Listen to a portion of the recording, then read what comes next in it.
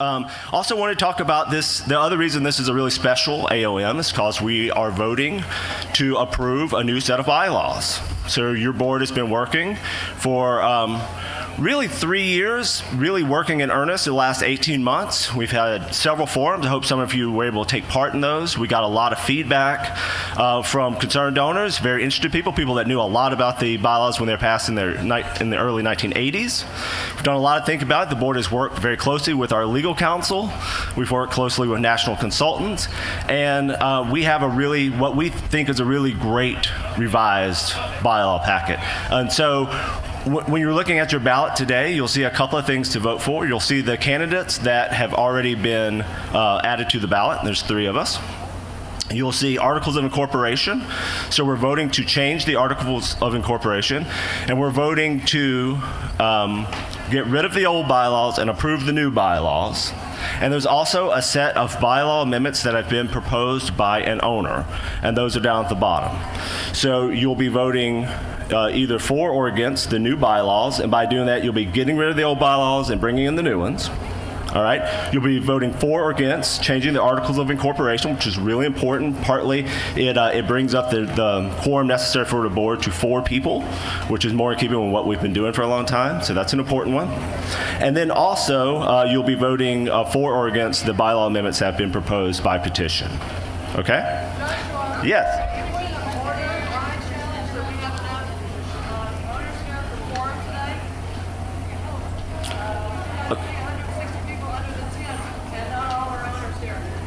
Okay, so it doesn't need to be 160 people. It needs to be 80 people and 80 proxies. So if there are 80 owners under the tent and all of them are representing someone by proxy, we can open up the annual owner meeting.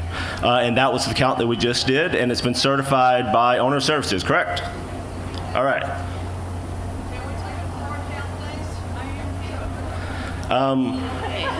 There's a motion to open the floor count. I'd like to move on with the business meeting. I think it looks like there's more than 80 people here. We can hold up ballots real quick. If you have a proxy ballot or a pink ballot, you can hold those up.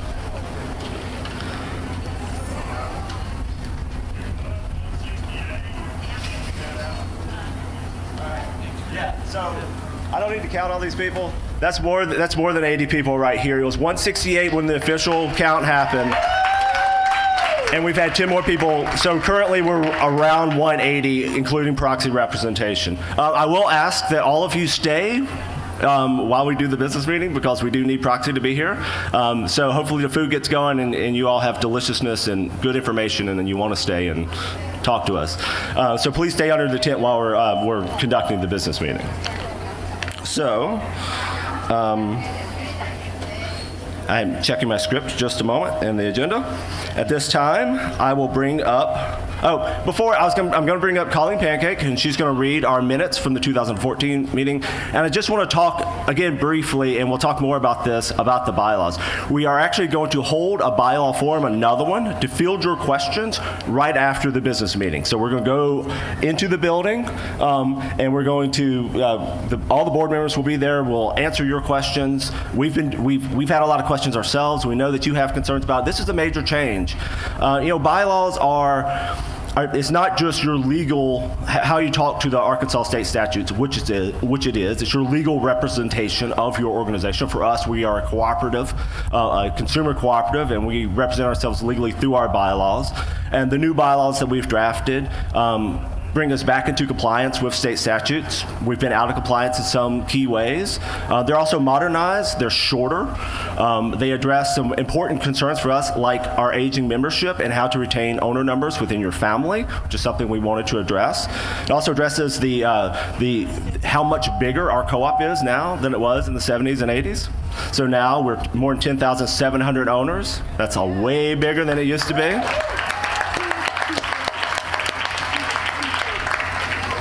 So 2 to 2:30 we'll be having the bylaw forum. I was just reminded of the time frame, so we'll be right over here. But the bylaws also represent the culture of your co-op, and so it really just me personally, I know speaking for the board, this is true. We hope that we retained what you thought your co-op was, and we hope that we have embedded in this new document, which retains almost all of the existing bylaws. We've just been revised with a couple of modifications on size and things like that. We hope that we retain what you want your co-op to be. So I encourage you to read them closely. We have copies of them available at the desk up here. We've had copies available in the store. We've had copies online. So if you need to read them again, please do it. If you have 5 more questions, 1 more question, no more questions, come let us know. We're happy to talk to you about them. And we also have a copy of the amendments that have been proposed by an owner through petition. There's 4 of those. You'll be voting on all 4 of them at once, an up or down vote. It does say in your ballot that the board does not approve of those amendments, in part because 2 of them have already been addressed by the board and incorporated into the bylaws. So we treated those as recommendations, which we brought in, and the other 2 the board just does not agree with. So, but those amendments are also available up at the desk. So if you have more questions about bylaws, come see us at 2 o'clock. And thank you so much for being here. It's so important for us to vote on these bylaws and to be able to vote for your candidates to represent you and your co-op on your board of directors. So with that, nothing else to go. Colleen, please come up.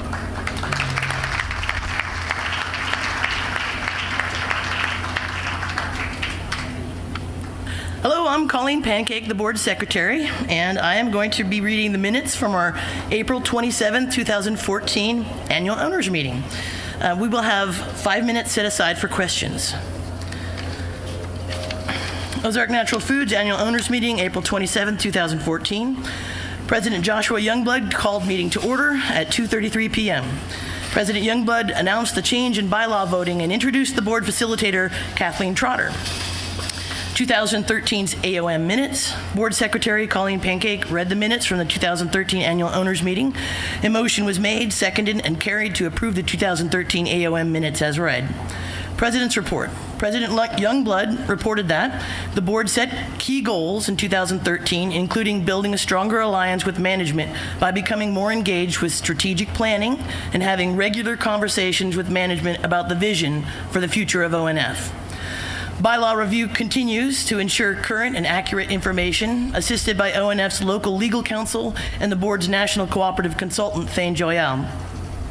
The broader mission of the board is to grow the knowledge pool by meeting with owners more often and having more conversations with management. The board has been conscientious about training opportunities and has participated in various training throughout the year from all over the country. The board held forums in 2013, including the Next Big Thing, where owners shared their ideas to help guide the board in setting the vision for the future of ONF. The board also created the Owner Solutions Committee, which brings together staff, owners, and board members to brainstorm together. ONF is in a strong place to face future challenges, and the board has worked together to put the co-op in a position to see more positive change. General Manager's Report. Store Manager Mike Angelone, on behalf of General Manager Allison Land, reported, staff and management had a fantastic year rebuilding relationships with the board. 2 large goals were set and accomplished last year, breaking $14 million in sales, which was accomplished with a total of $14,132,632 in total sales, and achieving 10,000 owners, which the store also accomplished with a current total of 10,443.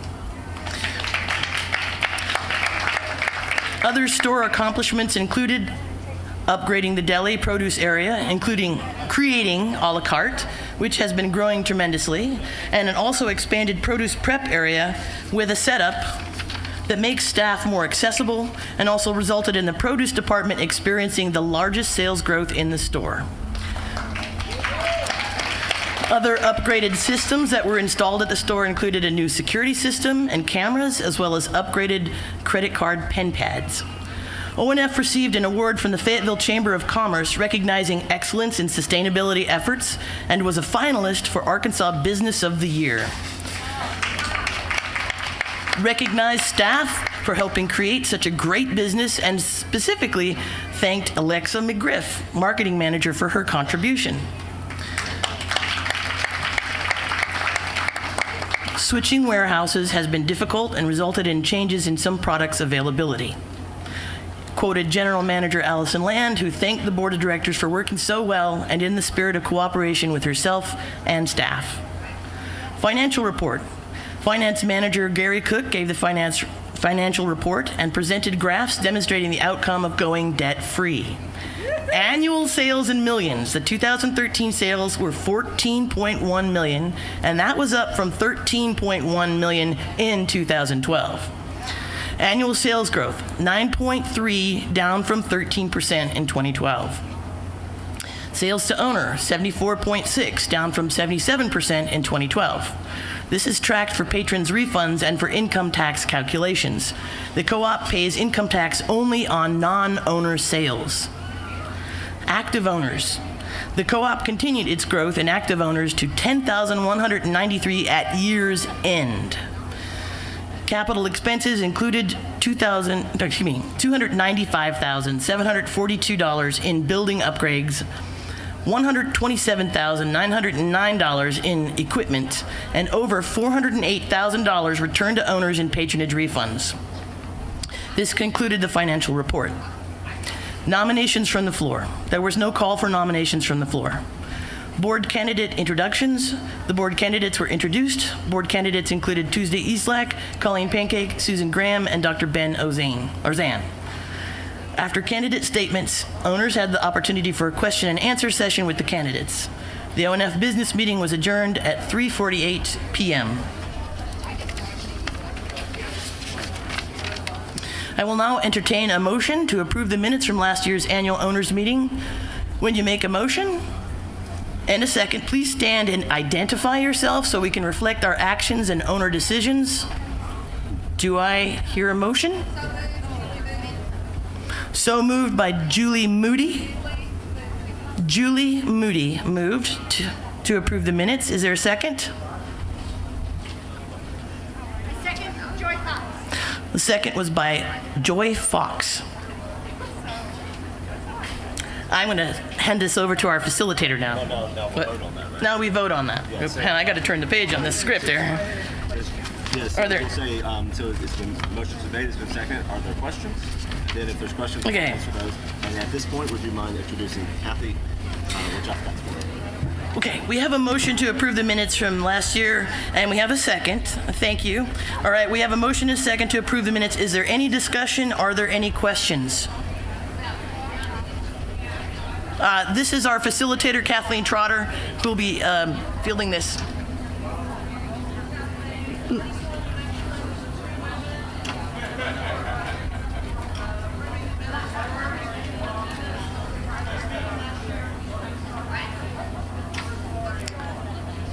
Is this on? It's this. Hi, Kathy. Linda Ralston. Just wanted to make sure that the two women that approved the minutes or made the motion were indeed in attendance at this meeting. I don't believe Where the minutes were taken. I don't believe that's a requirement for the vote, is it? Yeah, I don't think it's a requirement that I've ever encountered because They're official owners. That's not a part of the requirement of any part of the bylaws. I'll withdraw my motion.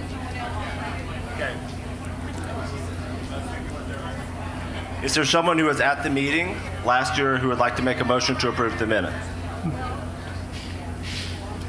Yeah, I was at the meeting last year. I make a motion to approve it. My name is Milton Anglin. All right. Can you repeat There's it? Milton Anglin. Correct. All right. And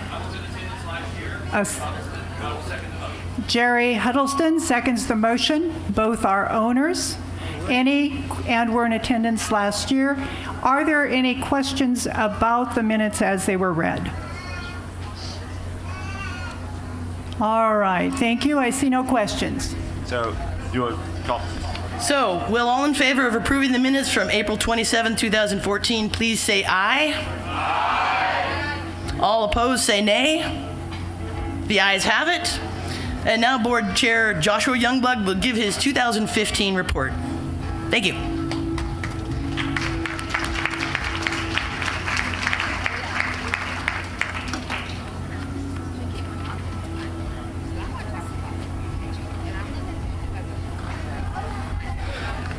All right, thank you very much, Colleen. I realized I was amiss earlier in not introducing both Kathleen Trotter, who's been our facilitator for the last several years, who does an excellent job,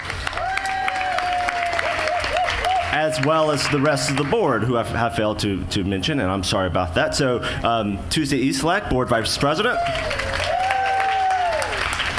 Colleen Pancake, who is Board Secretary. Danielle Dotson, who is Board Treasurer. Hank Kaminsky, Board Director. Mr. Todd Scarborough. And Dr. Ben Ozan. So thanks very much to the board, and thanks very much to the management. We've had a really great year. This is a little bit of an odd report in that I have to talk about some stuff that's slightly uncomfortable, and I'll get to that in just a second. But also, I'm reporting in September about stuff that happened in 2014 that the board did, September 2015. So I'll try to not get too confused. As you know, we changed the AOM, so thanks for being here, of course. And we did that for a couple of reasons I mentioned earlier. That is part of what the board worked on 2014. The main reason was we had a huge ice storm, and we had to cancel the AOM, and we were getting tired of ice storms in March. So we said, hey, when's a nice day in Fable that we can have this thing? And September works really well. So we decided to move it. As I mentioned also, we've been wanting, I know since I've been on the board, and since probably well before that, we've wanted these meetings to be more inclusive and to get more people and have more community involvement and to not to be in a dark room necessarily. And so we picked this space right next to our building, and we're very proud to do that. So I have my script, and I'll try to read some notes from it, and I'll go off script as I'm wont to do. And I apologize if I go too long, and you can just pull me off, Gary, if I go over 5 or 10 minutes. I thank the board, of course. I want to thank management, too, who's here. GM Allison Land is not here right now. She's out of town. She's actually meeting with other co-op experts on the West Coast, and so she couldn't be here right now. But we do have every other member of senior management in attendance. You heard from Jerry earlier, and you'll hear from Gary and Mike Anzalone in just a few minutes. I want to thank the management because this has been a really interesting couple of years for us. You heard earlier in our 2014 report that our sales went down. That's true. And what hopefully you'll hear from me in ways that you'll remember, our sales increases have gone down, to be more specific. Is that we're also in a point of reshaping vision and thinking about how our co-op is going to grow. We have all of this space to work with, even though our finances aren't rocketing up as they were in the recent past. We still are in a really strong financial position, and so we have a lot of really great opportunities to look forward to. 2014 was a funny year also in that what the co-op and other people in Fayetteville knew was going to happen for a long time finally did happen, which is that Whole Foods announced that they were moving to beautiful Northwest Arkansas finally. I don't know what took them so long, but they finally got to it, and they made that announcement. They haven't opened their store yet. And then Natural Grocers followed right on the heel of that and announced that they were going to open. So that is a new reality for our co-op, of course, and for the board and the management. We have to think about what this area will look like competition-wise. We have to look about what our growth is going to look like in a place that in a environment that has a lot more competition, and we have to look at continuing to meet owners' needs when there are other stores, frankly, that sell a lot of food that we might sell. So how are we meeting those needs? And so that's to say that in 2014 and going into 2015, the board focused on conversation with management and conversation with owners very strongly.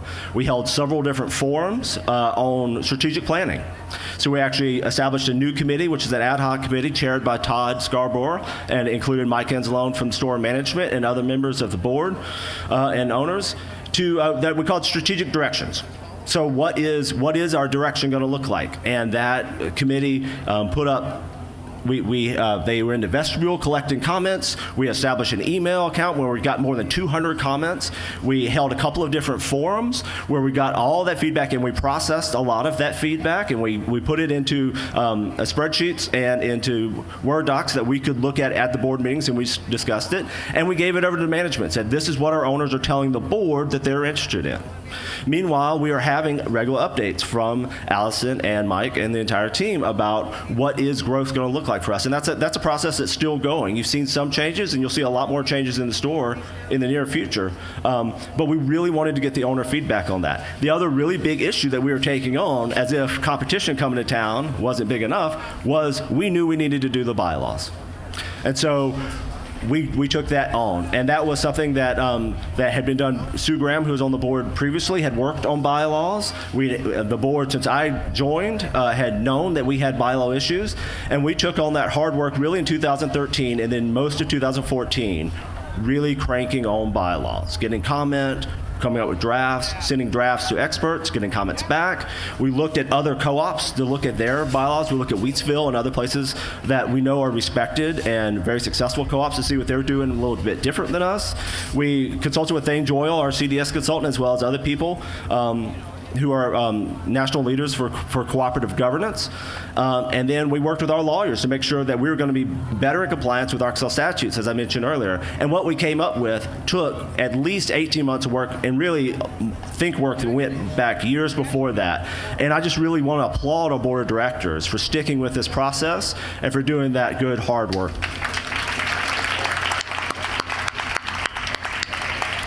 Yeah, I'll say that I really want you to approve the bylaws today. I really want you to do that. But I'll also say this, even if you don't, we had a conversation about bylaws, and we got the owners to talk about bylaws and governance. And your co-op is more than just the food that's sold here. And your co-op is more than just the work that we do out in the community. Your co-op is a way for you to express your values in a cooperatively owned business, something that it's an institution you are working with other people to make happen and to keep going. And your bylaws are an essential way to do that, and it's actually how you exist legally. So it's a great process for co-ops to go through. It's sticky, it's hard, it's a lot of work. It takes a lot of work from people like Colleen Pancake, and I want to thank Colleen in particular. Colleen really did most of the heavy lifting on this process. She did a lot of the drafting. Colleen and I met with lawyers ourselves just over and over and over, and lots of correspondence. And Colleen's the one that really kept us on track with it. We had a lot of deadlines to meet and a lot of benchmarks to try to pass, and we got to this point largely through Colleen's work, as well as the rest of the board. So thanks very much for that. There's another thing that I want to talk about. I won't get into the sales stuff too much and how we're faring with competition, because we got people who are much better at that who are going to talk to you in a little bit. I do want to address something that we did last year that some of you might disagree with, and I want to take this time to explain that in a little bit more detail. The board decided to reduce the amount of retained patronage that we returned for 2014. That was a decision that I know a lot of people did not agree with. But I've talked about our strategic planning. I've talked about the prospects for growth, the things that this board and I think future boards will want to do vision-wise to make this co-op really powerful. And the fact is, you need money to do that. And with competition coming to town, with still big opportunities ahead of us, the board took on that tough decision of saying, we need to retain more of the money. So the way it works, and you probably know this, is that there are federal guidelines for how much a cooperative business has to return. And a lot of cooperative businesses don't make profits. They just are not profitable businesses. Yours happens to be an extraordinarily successful business. And so we have a lot of profit every year. We always exceed our profit. In this past year, we did exceed, but we also knew that in the next couple of years, we might not. And that's a reality that our co-op has to look at.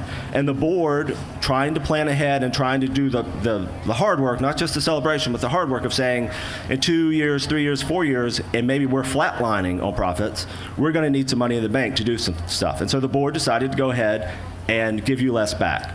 And so I would say I apologize for that, but I don't apologize for that. I think it was a good decision, but I know that some of you wanted more money back. When I first came to Fayetteville, I've only been here for 4 years, I was really surprised at how profitable this co-op was. I was really surprised at the check I got back, because I'd been members of lots of other co-ops and that didn't happen. But I also know how tightly run this co-op is, how well managed it is, how well financed it is. I know that we're a zero debt business, that we pay as we go. We make really responsible decisions, and the board needed to make a tough, responsible decision. So that's what we did. And in the coming years, we'll have to grapple with those realities, new realities as well. So.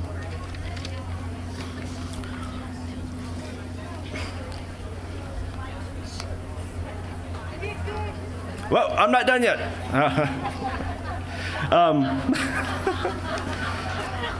Well, I kind of got to everything that I was gonna say, but I did want to touch on a few other things, and a lot of this is in your report already, and I alluded to it earlier. Is that for the co-op, from my point of view, and I know that our current board sees it this way, it's not just about a check. It's not just about a financial return on investment. And this board, we had a really great annual meeting, our board retreat in 2014, that we worked very closely with management to create a strategic plan to start working on that. And we had a really great meeting this past July. And in those meetings, what we're doing, and this is really the hardest work that the board does, is we're not looking at 1 year or 2 year or even 5 years. We're looking 20 years into the future. And at this point, for our co-op, even with competition coming to town, we have this great opportunity to say, yes, we sell natural and organic foods. Yes, we sell natural and organic health food products. Yes, we support businesses, and there are other people coming to town that also support other local businesses and nonprofits. So we try to give money back, and we know other people are going to do that, and some of them are going to be really big corporations. But we're the store that you own. And we're the store that's been here since 1971. And we're the store that's going to be here in the future. So after Whole Foods decides that Fayetteville isn't profitable, or after Natural Grocer realizes their niche has evaporated and they have to go somewhere else, or even if they come and then 3 or 4 or 5 more people come to town, your co-op is going to be here because of decisions we've made in the past, like paying off our debt, like being very prudent with our financial planning, about not giving all the money back. But we're going to be here because we know that this town needs something more than just a store to buy stuff in. They need a store that places values on every single one of those products that's bought and sold here, and that's doing other things. And so some of the stuff that we've done in the last few years just paints very vividly how different from a corporate organic natural food store we are. So next door, apple seeds. It was through ONF's efforts years ago that helped get this organization going. It's a separate entity now. It's a nonprofit doing education here that we partnered with, that we know that this is important work. This is education that's happening there. So we're using our money to help support them as much as we can. That might change because we're going to have less money, but we're doing what we can right now. All the other nonprofits we work with, Tricycle Farm, if you got to go out to Pesto Fest yesterday, we've been a long supporter of Tricycle Farm. Some of our local producers, like across the creek farm. These are groups that are here because of ONF, and ONF really wants them to stay here, and we're thinking beyond just the storefront and just beyond the financial investment. And I want you to know that your board is thinking more than just about the checks and more than just about the money that's coming in and going out. We're thinking about what is ONF going to do to shape Northwest Arkansas in 20 years and in 50 years. And I really hope that we have your support to do that. I really hope we have a good set of bylaws that allow us to do that in the next 10 to 15 years. But I hope that we have your support for the other ways that we're going to grow the co-op. Maybe it's other services. Maybe it's other uses for some of the space here. We have lots of things that we can do, and we have so much potential even with competition coming in. So thank you so much again for being here. That's my board report, and you'll hear again from me later.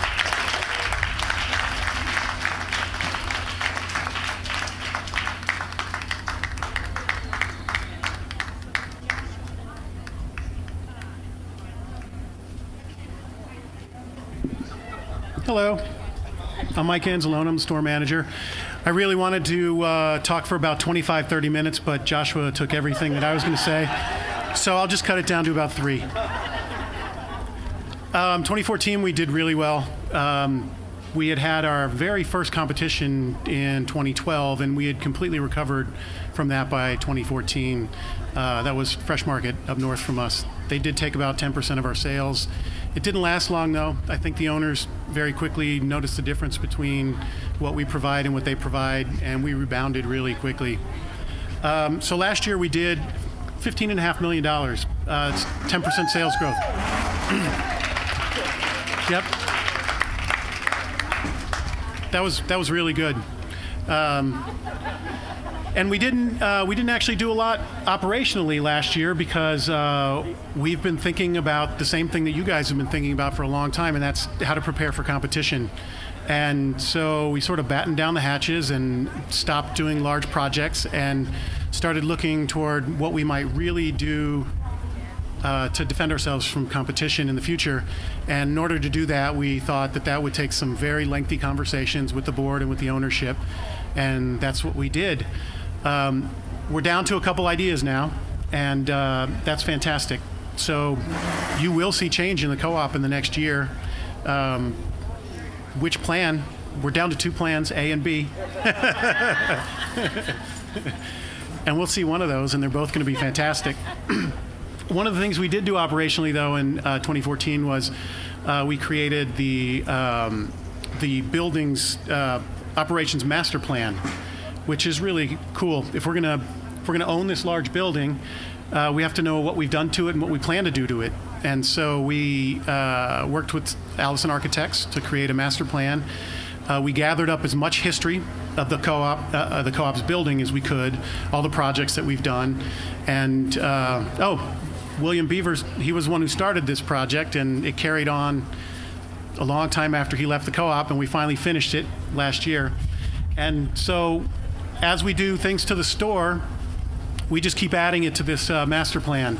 So we'll have a really vivid picture of our history, and it'll help us make decisions in the future. So, as Joshua already said, we have some new competition in town. Natural Grocers came.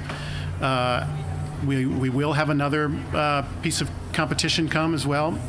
It may be Whole Foods. I don't know. They seem to have halted over there. But it's just the nature of what happens now. There's a new statistic that people don't do all their shopping in one place any longer. They bounce around from place to place looking for deals and looking for quality. And that probably happens right here in our co-op as well. I think what we always have to remember is how we sell our groceries here. We're not just a grocery store. We're a grocery store that practices the cooperative business model. And that's what's really important about what we do. And so our focus is not only going to be to grow our business, but also to remember to make sure that we remind our owners and that we bring new owners in, and we tell them the difference between the cooperative business model and the traditional corporate business model. With that being said, I'm going to turn the mic over to Gary Cook. He's our finance manager. A little spoiler alert, good stuff. Good stuff coming up.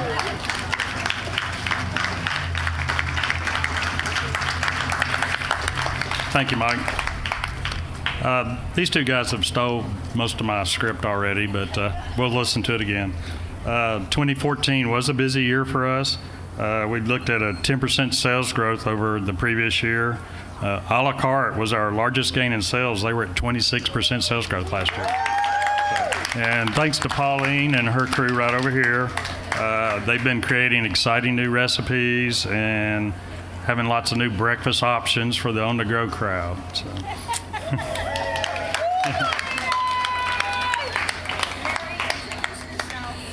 Okay. I'm sorry. I'm Gary Cook, the finance manager of the co-op. Thank you.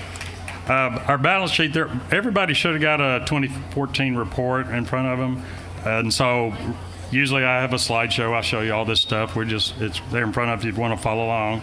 Our balance sheet remains in solid condition with our current ratio that measures our liquidity is at 5.1. That's a really good, strong number right now. Our debt to equity ratio, which is another important balance sheet measure, is at 0.1, and that measures our solvency. So, that's an extremely low number, which is good.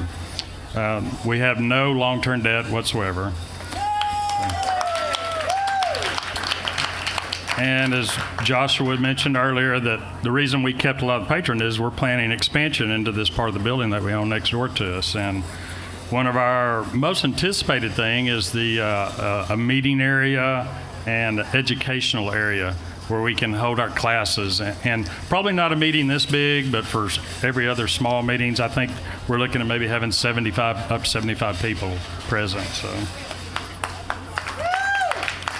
And we plan on staying debt-free while we do this. In April of this year, we returned our patrons' refunds from 2014, and it was $151,000 to $206,000. So, also in April, we completed our financial audit, which is required by our bylaws. Yeah, I know, it was not fun. It was done. We had a new auditor this time. It was Wegner CPAs. They're out of, they have several offices nationwide, but Wisconsin's their main office. And they specialize in co-ops. They represent more than 50 co-ops around the country. So it was good having somebody that's used to looking at other co-ops come in and look at ours. They found that our financial statements are in conformity with the U.S. GAAP standards, the accounting standards, which is good. That's what we want them to be.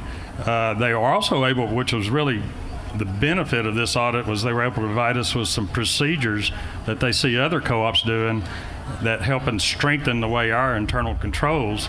And a lot of the work that finance has been doing has now been delegated to some board members and to the GM and other people, basically to oversee our finances and make sure everybody's, like, for instance, I cannot sign a check. I cannot, after a check is signed, I can't touch it or handle it at all.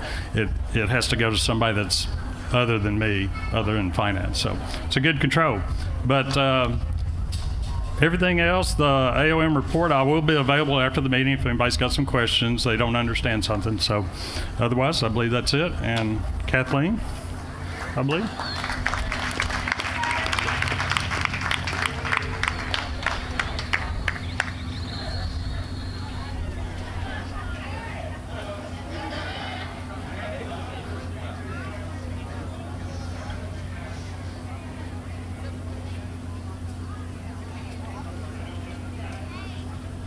There was a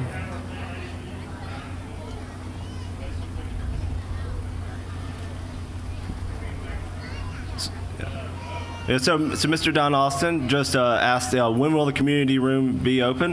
We don't have an exact date, but it's I mean, we could see it on the calendar, right?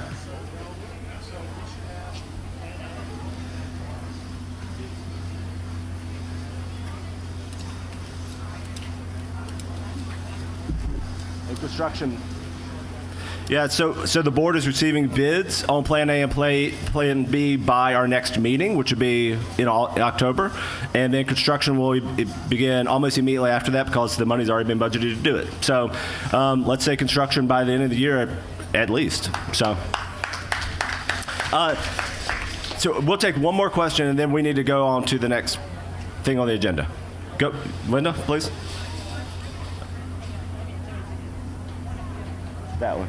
So, and Linda, I'll ask you to keep the question brief if you don't mind, because I do want to get to the next thing that we have to do according to our bylaws, which is most people Just a minute. Linda Ralston, past board member and enlightened owner.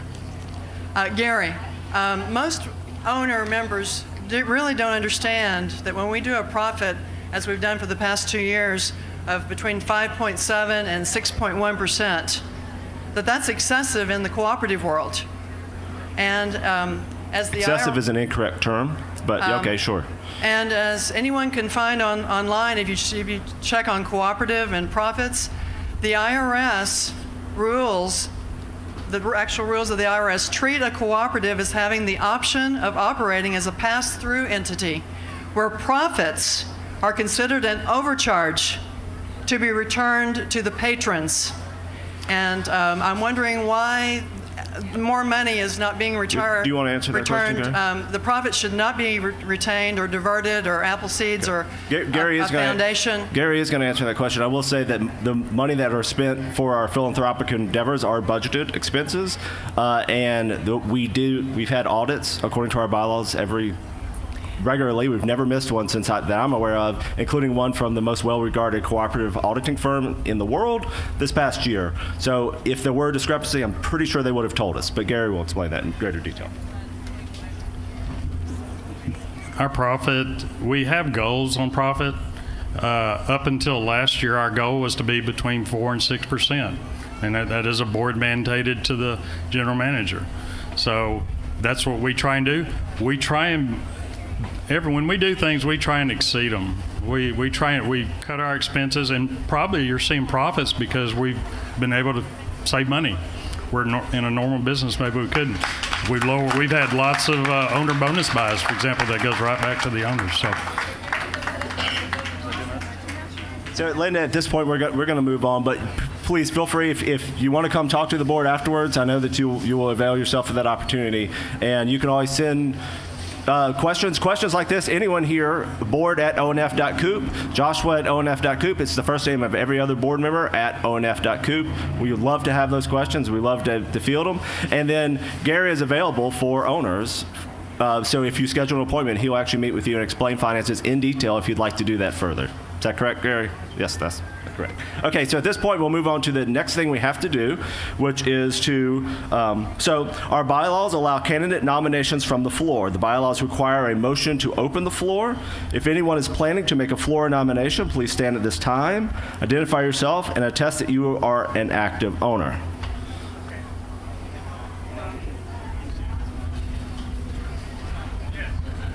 Okay, Don Austin, and I am an active member, and I'd like to nominate Sue Graham. Okay, so I need a motion to open the floor for nominations first. Okay, I make a motion to open the floor.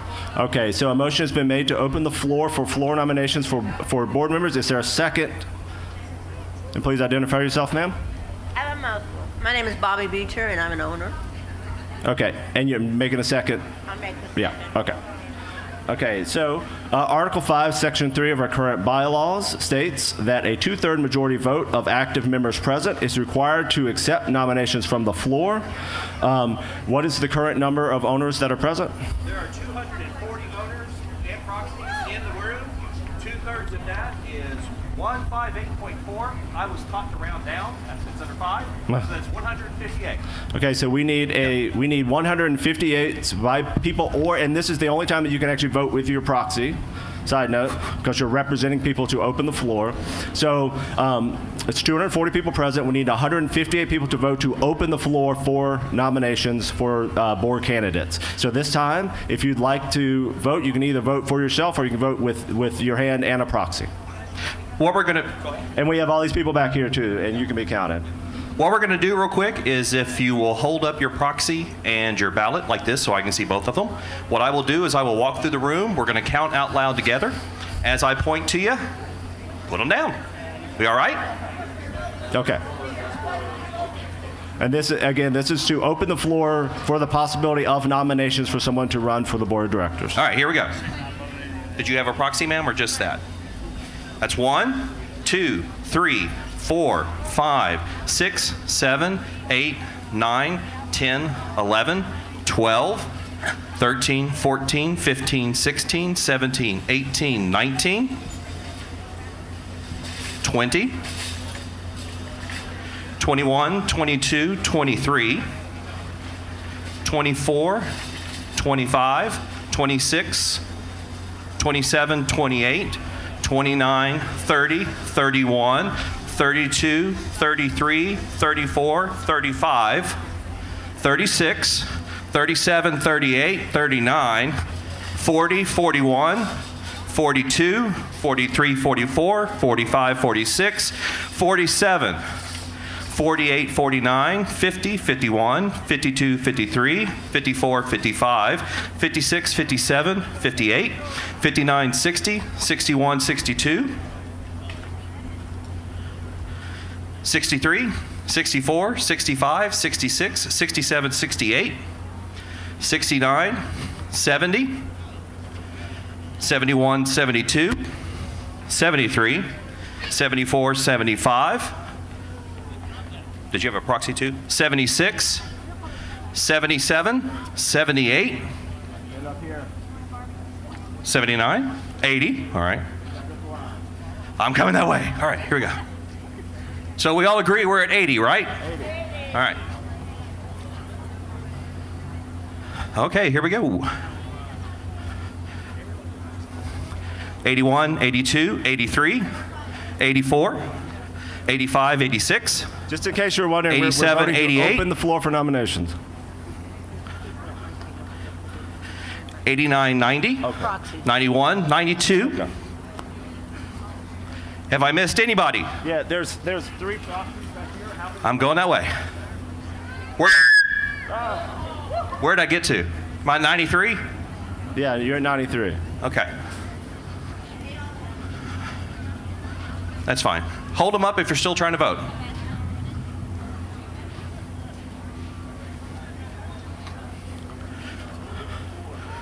Can you hold that up for me? 94. Okay, so is that it? I count 94. So we had 94 of a required 158, is that right? That is correct, sir. Okay, so the motion to open the floor for floor nominations has failed to achieve the 2/3 majority required. So we'll move on with the meeting.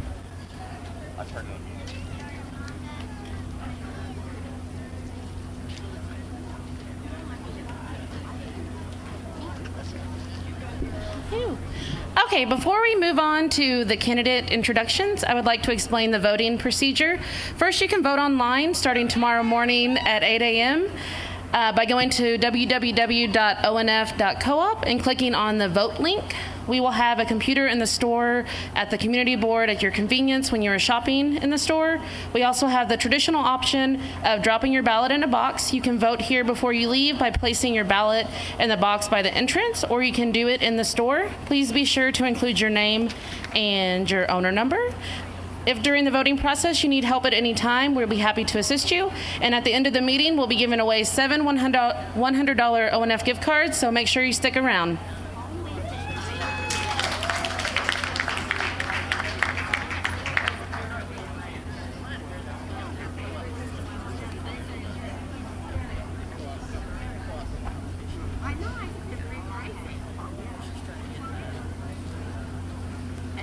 All right, will the board candidates take the stage, please? Alexa McGriff, Averill Sabo, and Joshua Youngblood, and I'm going to move this to the side. Up we go. Should we pop it? We're going to need that up there so that they can. Oh, okay. Well, all right. Are they going to line up? Whoa. Okay. It's like one of those. And then you guys. Do you want me to stand up or you want to sit down? Oh, I don't care. What do you want to do? Are you feeling a captain, my captain?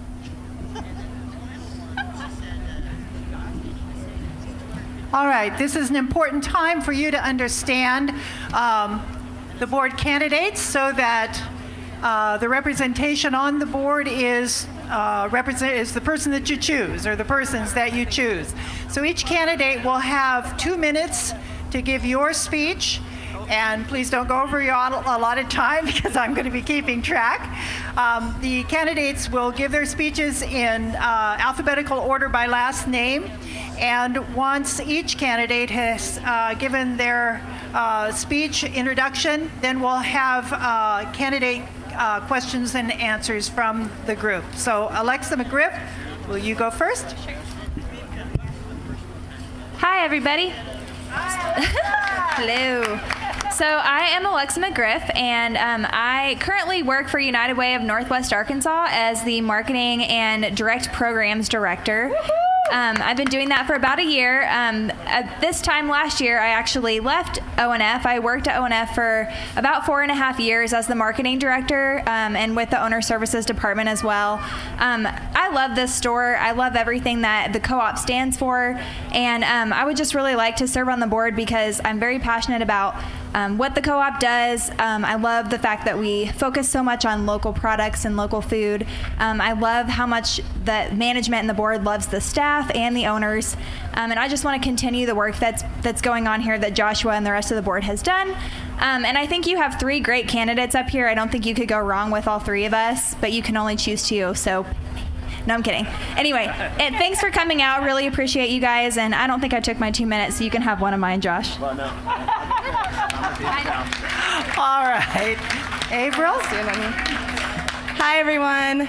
Many of you know me, but for those of you who don't, my name is Averill. I was born here in Fayetteville. I've been coming to ONF since I was just a little girl. Like Alexa, I worked at ONF for about 5 years. I worked here through my college career, and it was a wonderful time for me. I love ONF. I want to run for the board of directors because I want ONF to be around for the next 40 years. I think it's really important that we get the younger generation involved in order to make that happen. Yeah. So I'm really excited to offer my services to the board, and I really hope that we can be successful. So thank you. All right, Joshua. All right. As if you haven't heard enough from me already, my name is Joshua Youngblood, and I've been on the board of directors here for 3 years. Well, 3.5 because of the change in the calendar. I moved to Fayetteville only 4 years ago. It seems like longer than that, but I quickly decided to make this wonderful place my home.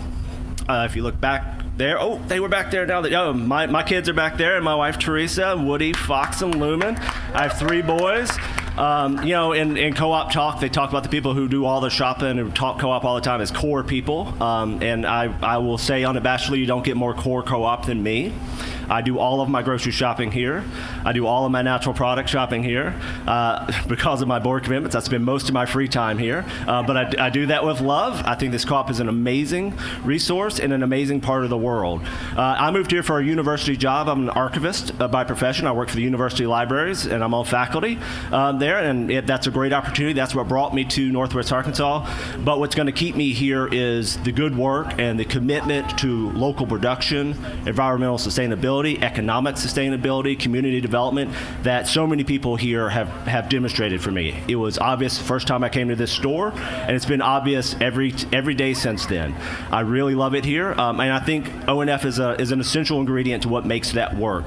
We're part of the network that supports all of these other organizations, and as those sorts of movements, the movements that some of you have been working on for 40 and 50 years, as those movements keep growing, ONF is going to be there, hopefully, to help sustain them. I think it's a really powerful thing, and I think with this town and with these people and with this co-op, we just have so much potential. We have so much more that we can do, even with the amazing sales, the amazing staff. I want to commend the fact that the other 2 candidates right now, how much?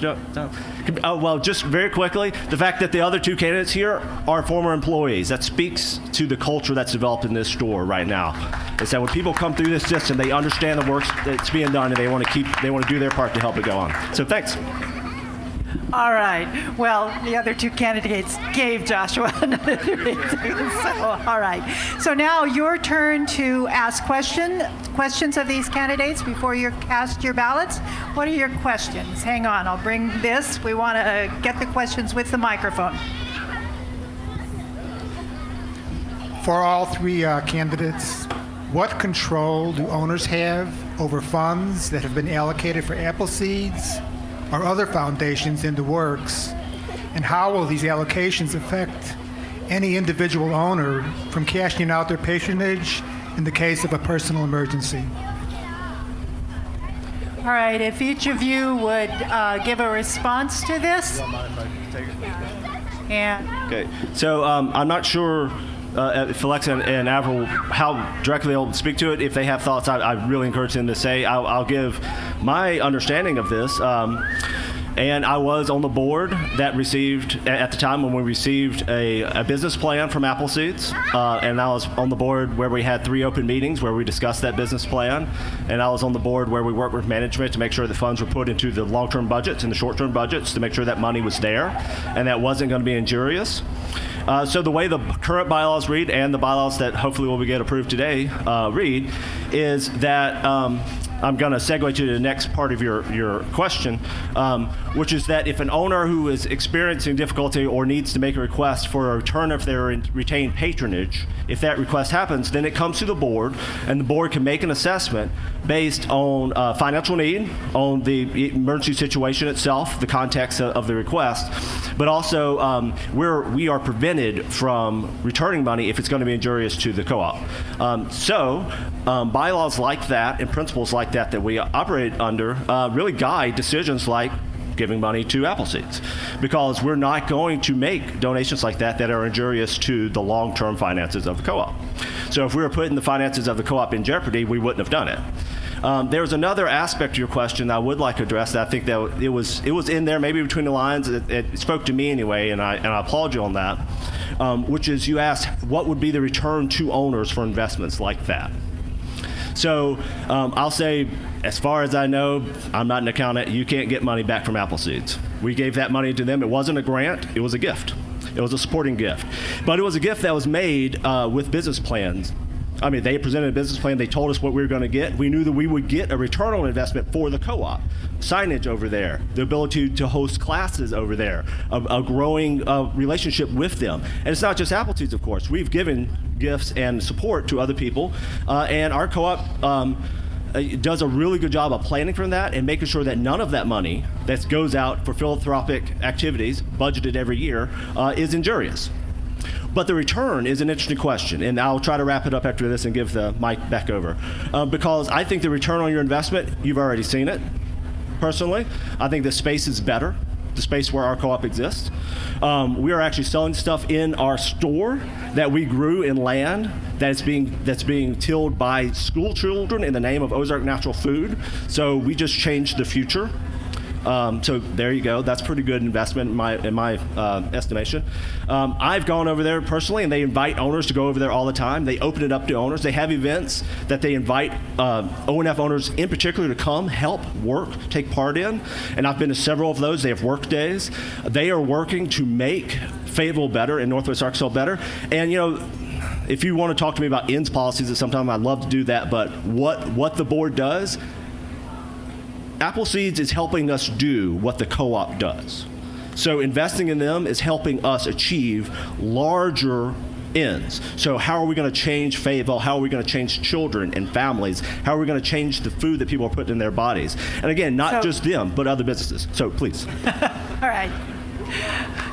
How about another response? It's a little bit a different question when you haven't actually been on the board, but response?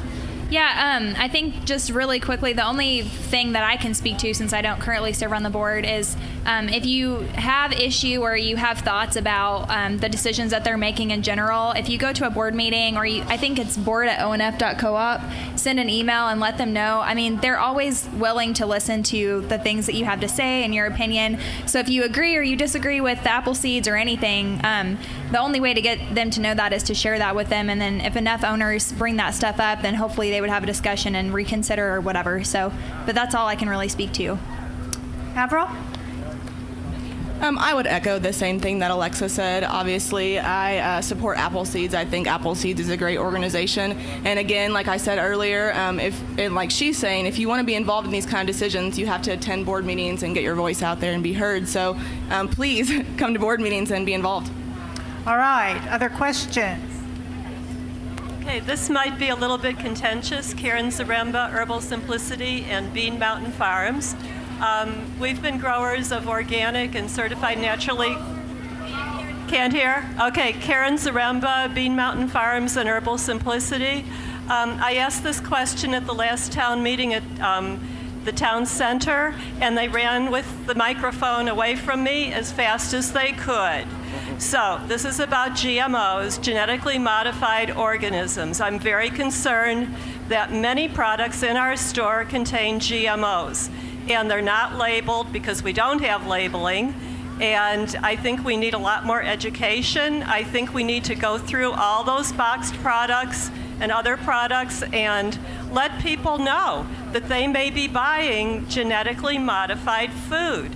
I think a lot of people don't want it.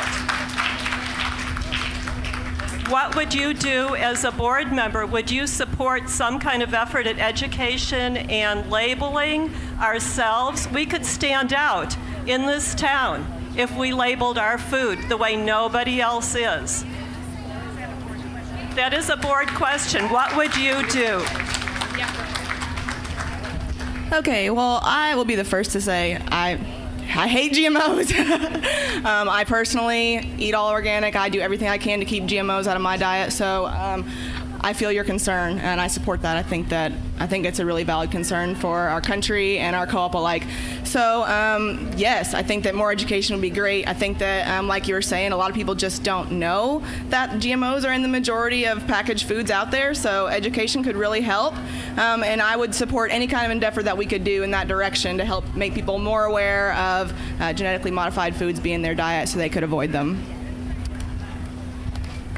I agree with Avril. I definitely would support something like that. I think it's really hard to know the GMOs that are in your food because you said they're not labeled, and so it will take a lot of education. I think our staff continually works to educate themselves and to know what's in the products. And I think that just continuing that effort, and if the board could be involved in that, obviously we would, they would. I'm jumping ahead of myself. But definitely, I definitely would support that if I was on the board, doing more education and making sure that the owners could know what was in their food. Yeah, I think those are two really great responses from the other people on the dais. I think that's the right response. The board would want to support the co-op's educational endeavors. I would like to give some credit to the co-op now for a lot of the things they do. I know Heather Artripe does just amazing educational programming, and we do other things, and our wellness department, they're so knowledgeable and they're so responsive and they're so willing to work with anybody on questions.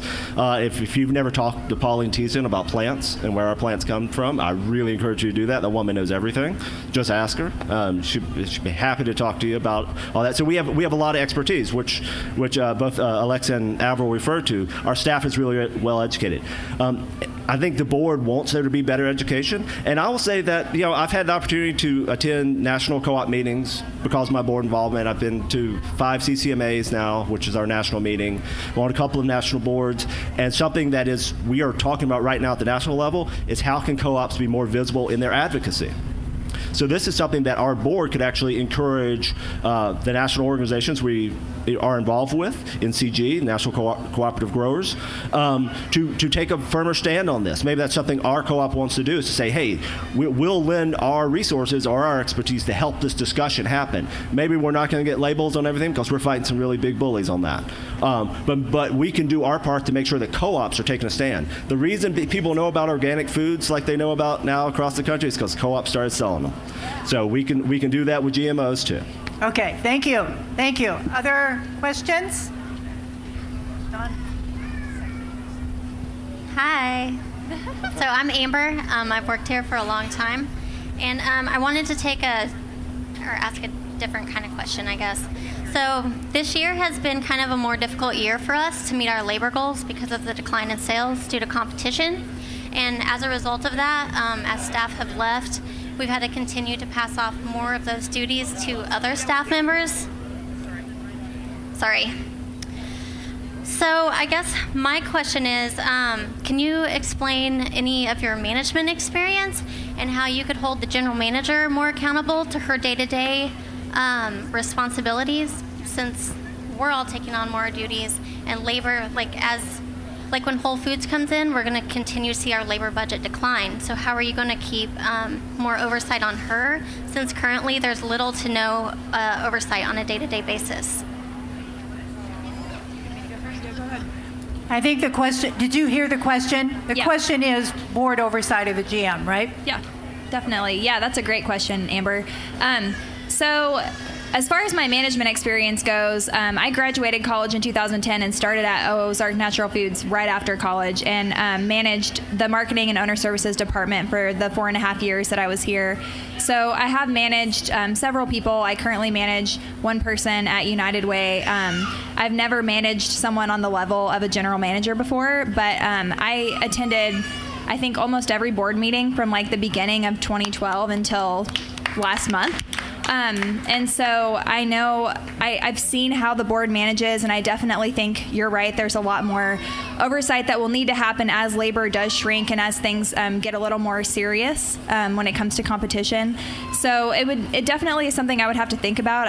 Off the top of my head, I don't know exactly what I could do right now, but I know as a team of 7 people, ideally we would come up with a great way to manage the GM that would be effective and wouldn't be overwhelming for her, because when you have 7 people telling you what to do, sometimes that can get a little overwhelming too, and it's not really fair. But if we can all work together, and with the leadership of the board president hopefully being that person, that liaison to the GM, I think that we could definitely come up with some ways to make sure that there is more oversight. I'm not sure if that was really a clear answer, but Okay. Other responses? Okay, so I started out here at ONF as a cashier and in the front end, and I eventually became front end manager. So as front end manager, I managed a group of about 25 people.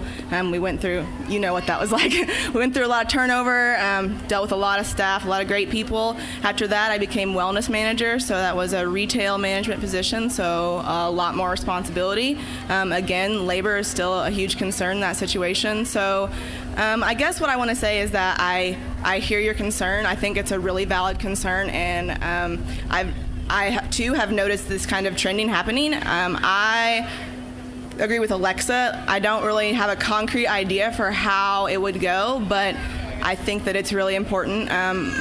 Part of why I want to be on the board is to support the staff. The staff are really important to me. Being former staff, I know what it's like to work here, but I also know how important it is to have a place like the Co-op for young people to come work and gain experience and have jobs and things like that. So I hope I answered well, but it means a lot to me. It's important to me too. So.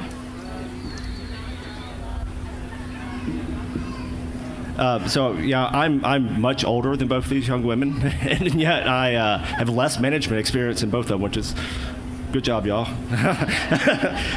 So I work for research services for the university, and I manage a staff there. I manage the reading room for our archives here at the University of Arkansas. Go Hogs! Except for yesterday. That marks 8 years of research services experience I have for institutions of higher learning and higher level research, which is not management of a store, right? But this also marks my 9th year on boards of directors for co-ops. And so I've had a lot of experience seeing that. I was secretary president of a co-op down in Florida, in Tallahassee, and then I've had the good fortune and great honor of being on this board of directors. So I will say that one thing to keep in mind is that currently this board of directors does operate under policy governance, and we are committed to that method. Policy governance is not as strict or not as constraining on boards as people think it is. So policy governance does keep a separation of powers between the management and the board of directors, which is a very good thing in my experience with co-ops. That's very valuable to know when the board should butt out and when the board should advise. Those are really important roles. And it keeps the board from getting bogged down in day-to-day questions all the time. But you asked specifically, Amber, about day-to-day oversight. So let's say that instinctually my gut response is I don't want to be looking at day-to-day oversight. But my informed response here, as being on this board for 3 years and seeing what's happening right now, is that I'm concerned too. We have competition coming, and we have an amazing staff that does amazing things, that moves mountains every day, and they shouldn't have to move 2 or 3 mountains. But that is not my decision. So the board supervises under our current structure. The board supervises one person, that's the general manager. We do look at how the employees are treated, about how the planning for the store takes place every year, at least once a year. And if the board wants to move up reporting and get more information, that's one of the things that policy governance does allow you to do. You could say, Allison, we want to report this next month. We want to report in 2 months. We want more reports. We need more information about this. But I would like to really applaud our board and our current management for something that we've been able to do since I've been on the board at least, is to have non-confrontational, really straightforward conversations with the management. So now we actually have dinners with Allison, where we can say things. In the board meetings, we have much more fluid conversations. If you went to any board meetings in 2010, 2011, they weren't fluid. They were tense. They were largely bad, and they were largely ineffective. Since 2011, we have been looking at, or actually since 2012, our board meetings have a strict agenda. We look at separation of powers, but we also have Allison at the table. Tell us what's going on. We get an FYI report from her. We respond to her questions. And we have board members. I'm looking at Todd. I'm looking at Hank Kaminsky right here. People who will say, Allison, that's not how I see it right now. I want to ask a question. That's a good thing. So we can do it within our structure, and we need to keep aware of it. Thanks. All right. Let's take another question, and I'll ask the board members to be as succinct as you can so we can get as many people involved. Okay. So that's Don Austin again.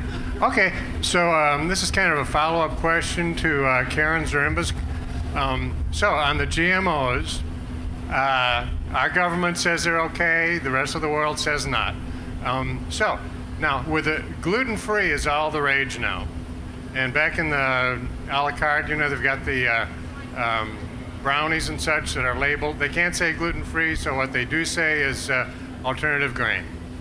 So, can you all come up with a way whereby you could identify non-GMOs, the food, the product out there? Client education is great, but if you could just have like some kind of little sticker saying no GMOs or whatever code word you want. Okay, so can you be clever enough to come up with something? I'm actually going to say no, because that would not be, in my opinion, the role of the board to actually come up with that. I think it would be the role of the board to mandate to the staff or to Allison, hey, this is something that you need to look into or think about. And I definitely agree there needs to be good labeling, but that wouldn't be something that the board of directors would do. Any other comment about that? I'll just agree with Alexa, and that's not really underneath the board jurisdiction, but it is a concern of mine as well. I would agree with Alexa as well. I would say, though, that Don is somebody that comes to our board meetings. Thanks, Don. Don has been on our Owner Solutions Committee. He's a very involved person. The more feedback we get, the board hears, allows us to look at what we're getting from the GM and getting from other people with more intelligence. So the board should constantly be educating itself, even on these issues. And when something we see doesn't really make sense to us, we should be able to speak up about it, or we should be able to advise. Now, we're not the people designing it. We hire people to do that, but we do want the good information, and I want comments like that. I learn something every time I talk to Don, so that's great. All right, Thanks. We've got about 5 more minutes. Another question. Hi, my name is Carol Ann Rose. I'm wondering if the board can create, I guess, the focus of all the employees and owners to promote organic as one way to avoid GMOs, and also to promote that information that if we have 100% organic produce, we know that that doesn't have GMOs. I actually saw a sign at Whole Foods that said organic has no GMOs as positive information. So I'm wondering if you as a board could promote that idea for all of us under all circumstances, even in the newsletter, the stuff that we print, the way we communicate. Thank you. If you want to respond to that, go ahead. That's actually a suggestion for the board. Okay. I think we can say yes. I mean, I think yes. I think that's a great idea. Like you were saying before, it's positive information. If more people knew that if you just bought organic, you could avoid GMOs, I think that they would. So I think that's a great idea. Alexa agrees. And I'll also say that, again, this is, I agree that there is something related to the board's job in this, I would say. Setting direction. And then reviewing what the management's doing to see if we're meeting that direction. There's some things that we're doing right now, which I really like, and you and I have talked about this before. The P6 initiative, I think, is a really good one. But there are other things that we do, and as a board member, I have voiced this criticism before to our management, which is we do amazing stuff that people don't know about as much. Like, I think everybody that wants to ever grow anything in this town should know about our certification program for naturally grown. I mean, that's really, really amazing work that Pauline's doing and other people. Our produce department does incredible stuff. So, we should sing our song, sing our praise a little bit better, maybe. Okay, thank you. One more question.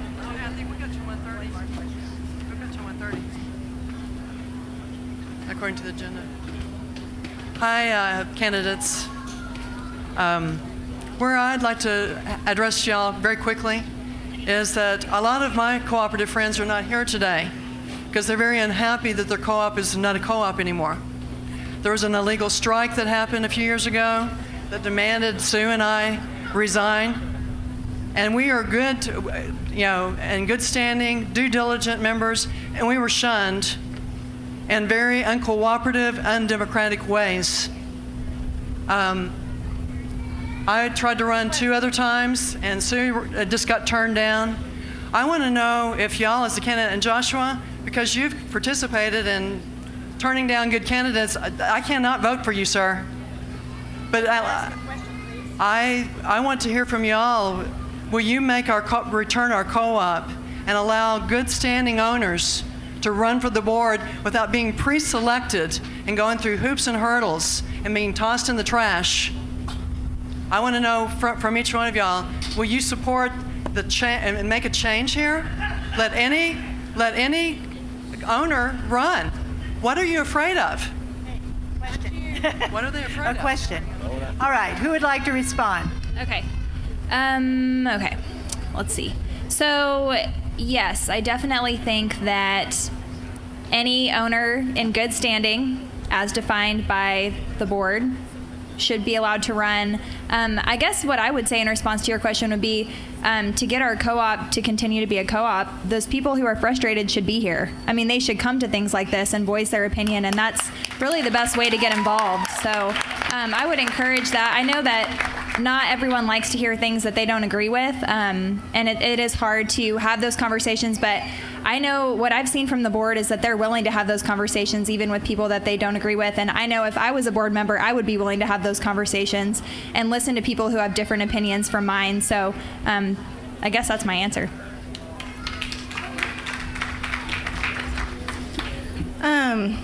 So I would take a position of inclusivity. I would encourage anyone to be able to run for the board. I think that from my position, the experience that I went through running for the board has been very smooth for me. It was a fairly smooth and seamless process. I went through an interview process that I found to be very fair and clear, and everything else that I was asked to do made sense to me. I know that other co-ops have vetting processes with their boards, so at this point, I don't see any problem with the current system, but I would be dedicated to doing whatever I could to be inclusive in any situation.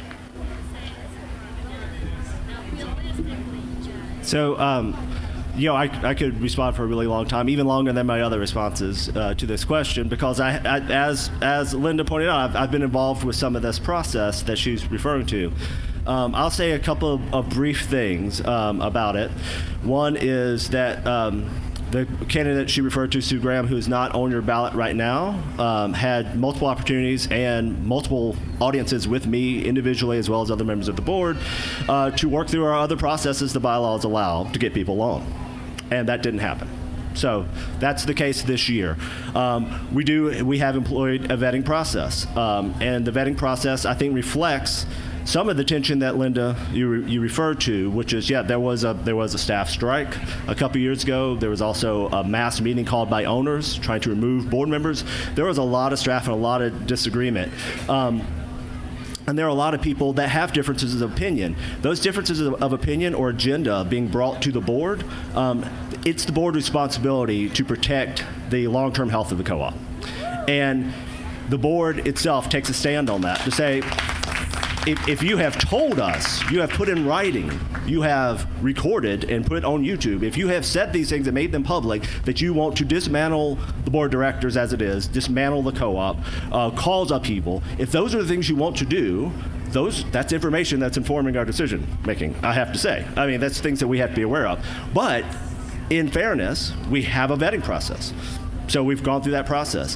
And Sue did have multiple opportunities to get on the ballot. Linda had multiple opportunities to get on the ballot in previous years as well, after the vetting process did not approve them. Sue was approved for the ballot the previous year and then did not win in the general election, just as a point of fact. But I would say also about these two people in particular and other other owners who have differences of opinion, please let us know. But I would say that I've heard many of your opinions already. So if the board is in denial about this information or is not allowing people to talk to us, Joshua, state of the question, please. Okay. I don't know. I can't respond to that accurately. Okay. All right. I need to ask, as the facilitator, it's the time that we indicated that we would close things out. And I haven't heard from people who are out in the audience who have particular questions. People are queuing up. 2 more minutes? Yeah, I'll say we still have a giveaway to do too before we close the meeting as well. Right. All right. One more question, and I have another. I'm sorry? Okay, we have a question for information about voting, so we got to do that before we go. All right, one more. I just want to say, I think at first, I think it's horrible that we don't have any time to ask the board members questions, and I'm pleased at least we get to ask the candidates questions. We earn 3% or three times the profit that other cooperatives earn.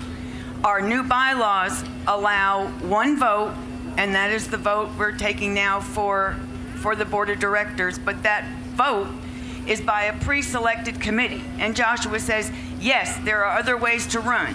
This year, I had to get 25 signatures. I was 5 days late getting it in because I was trying to get it in with my bylaws. I thought it would be easier. I'm getting there.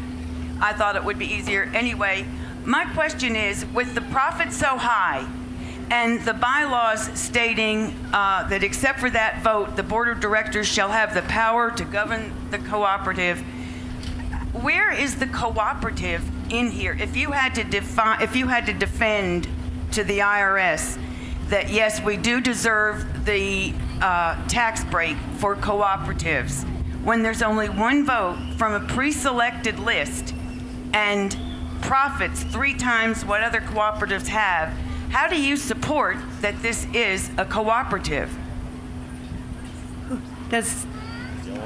Who of you would like to respond to that? I will try. So let's see. So when I worked at ONF, I visited several co-ops. Like Joshua mentioned, I went to a few of the CCMAs, and I also went to some marketing conferences for co-ops. All of the co-ops that I visited were very similar to our co-op. They had one annual owners meeting every year, and outside of that, anytime an owner would vote, it would be at a special meeting. And most co-ops don't have special meetings unless they're having big issues going on and their owners are really upset about something. So I guess I'm a little confused where you don't see the co-op in Ozark Natural Foods, because we do have board meetings.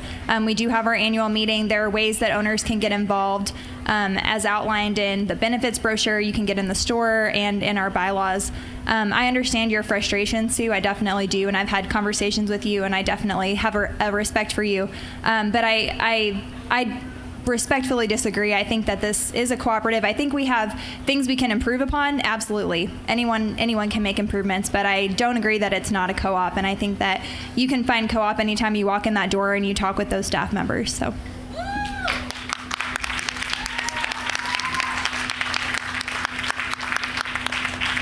Any other response? You don't have to respond. That was extremely well said. Okay, I'm going to take one more question, and then we're going to go on to the rest of the agenda. Hi, my name is Scott Smith, and I've been a co-op member since the early 80s. So I've seen our growing issues throughout the years, and I know there are more opportunities for us to grow. One of the biggest complaints that I have is for the last 20 years, I've been in Lowell. I make the drive every week, at least once, to shop here because I love this place. I hear constantly in Benton County, Rogers and Bentonville, I don't shop there because I'm not making the drive. I think we're missing a big opportunity, and I'd like to know what your all's ideas would be to service that part of this area, because they are totally with nothing. Good question. Okay, I have some ideas. Okay, so first of all, there have been a ton of great ideas from staff and management over the past few years. They have talked about creating satellite stores, creating mobile stores. So the staff and management are, to my knowledge, are working in a direction to try and reach out to those people that can't get here. So I think that's great. You know, a satellite store or a mobile store would be so helpful to people who have to make that drive. I was also going to say something about... I lost it. All right, thank you. Another comment? Any other comments to that question? Well, I think Avril just referred to two things I know our management has been working on, and things that I support. I can say that I get comments. I get to field a lot of the comments that come to the board, and I get people from Branson, I get people from Joplin, I get people from Lowell, I get people from Bentonville, and also I get people from south of us and east of us that want more stores. They love ONF. One of the things that we do, the board supports and the management supporting, is we need more co-ops, not just more Ozark Natural Foods. So we want to transform the world through cooperative economics, and we want communities to be empowered by their stores. So we can make good stores. That's true. And we're fantastic at that. But we also want other communities to take the lead and do it themselves. Little Rock is doing that right now. And I'd love to see every town in Arkansas and in southern Missouri and in eastern Oklahoma and everywhere else say, you know what, they do it great in Fayetteville. We can do it as good or better. But I do hear you that we have potential for expansion, and we need your comments because we have lots of ways that we can grow. That's one of them. Okay, so thank you, candidates. There's a question, Joshua, before we go to the final agenda items, to explain real clearly how the voting takes place. All right, so Heather, do you want to take this one, or I'll do it? Heather's busy. Okay. Yeah, so there is voting right now. You can fill out the ballot. There will also be electronic voting for the next 2 weeks. There is a security protocol that's been placed with that voting this year. So you'll have a randomly generated number that you will also use. And I can't explain the details of that, but I know owner services can do it. Heather, do you know more about how the voting's going to work? Do you want to comment on it, or? The voting, talk through the voting process again, just real There straightforward. was an owner question to just make real sure that they understand how to vote. And then as we're answering that, I'll ask you all to just stay right where you are before I call for a motion to close the meeting, because I want to make sure we have everybody here before we close to make it an official business meeting. So please go ahead, Heather. All right, so we have 3 different ways you can vote. You can vote today before you leave with your ballot. There's a box right back here with Patty. You can also vote online at onf.coop. There'll be a big link that says vote. And we'll have a laptop set up in the store starting tomorrow morning, and you can log in and vote that way as well. And if you need any assistance, have any questions, you can ask any of the staff members.